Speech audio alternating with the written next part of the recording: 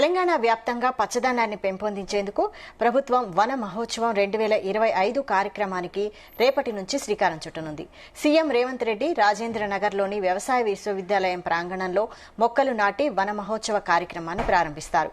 ఈ కార్యక్రమంలో అటవీ శాఖ మంత్రి కొండా సురేఖ, పీసీసీ చీఫ్ సువర్ణ, ఇతర అధికారులు పాల్గొననున్నారు. ఈ ఏడాది వర్షాకాలంలో రాష్ట్ర వ్యాప్తంగా 18.03 కోట్ల మొక్కల్ని నాటాలని ప్రభుత్వం లక్ష్యంగా పెట్టుకుంది. ఈ మేరకు ఆయా శాఖలు జిల్లాల వారీగా పలు లక్ష్యాల్ని నిర్దేశించింది. 14,352 నర్సరీల్లోని మొక్కల్ని ఎక్కడెక్కడ నాటాలన్న కార్యాచరణను సిద్దం చేశారు. జూన్ 3వ వారం తర్వాత వన మహోత్సవాన్ని ప్రారంభించాలని అనుకున్నప్పటికీ వర్షాలు అనుకున్న మేరకు పడలేదు. దీంతో ఈ కార్యక్రమాన్ని జూలై 7 నుంచి ప్రారంభించాలని నిర్ణయించారు.